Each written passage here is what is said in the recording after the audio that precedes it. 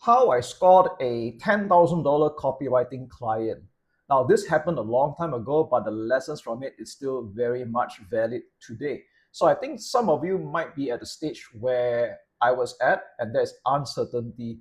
So in 2014, I started my first physical office, Muse Manser, with my first full-time entry-level employees. There were three of them, right?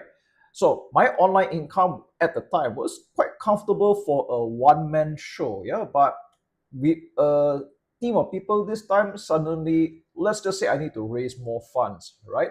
And ASAP. So I decided one of the quickest ways to get clients, okay? But however, at the time, I haven't actively pursued clients in quite a while. So on one of my trips to Singapore around that time, I crossed paths with Susanna Theresia, all right? So she was doing regular software launches on JVZoo at the time. She was quite well known in the circle, up and coming as well. So in the conversation with her, in this gathering, she mentioned to me that she was looking out for another copywriter, and to what I know, she was paying about $5,000 to a copywriter at the time. So intuitively, I offered myself immediately. So she asked me like, what any client would, how much do you charge? All right. And honestly, I wasn't so sure. I wasn't that confident at the time. So I'm not exactly a master negotiator material. So I offered around half price, 2000 USD at the time. Now, of course, if I look back now, I would have done it more differently, but that was what happened. All right. So I got the job. I wrote the sales copy. She liked it. And guess what? She asked me to do more for the upsell sales letters, the VSL scripts, the PowerPoint, the email series, and a bit more after the launch as well. So altogether, the project had grown to $10,000 in payments. So it went from $2,000 asking price to $10,000. Now, some of the internet marketing OGs will definitely remember this launch because it was called Insta Builder 2.0, right?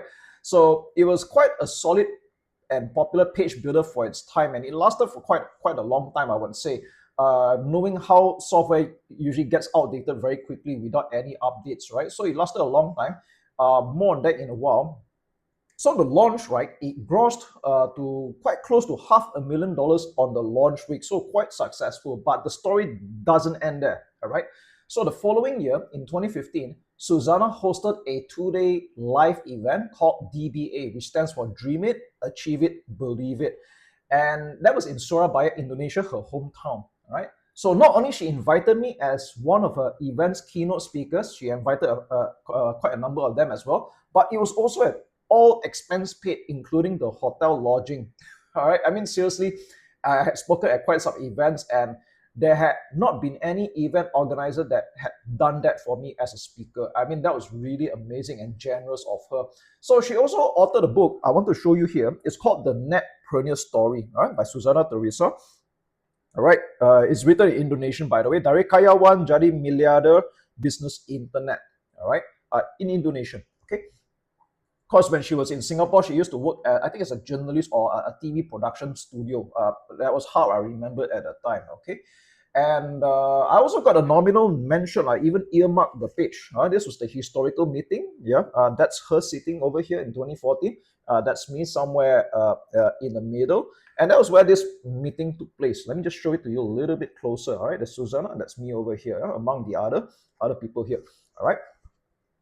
So that was how a single conversation turned into what was probably my first copywriting engagement at that particular price range in the end, with a bunch of like unannounced bonus perks which I also didn't see coming. So you can make of it what you will, but my personal lesson from it all is that nothing, number one, show up, make the offer, and let your work compound from there, even though it may not seem amazing at first. Because I believe no matter who you work with, whichever clients you take on, right, you do a fantastic job for them. Not only they'll be very happy, they will have a way of rewarding you. They could actually be your potential JV partner, like Susanna was for my launches after that as well. Invited me to speak at her event at the time. I didn't see that coming. Or even refer me to other people, things like that. All right. But there is also an epilogue to this whole thing, and another reason why I'm doing this video, because as an epilogue, unfortunately, Susanna also passed away in the year, I think 2017. I need to look at the Facebook, all right, if there's any correction, but that was how I remember it, from womb cancer. All right.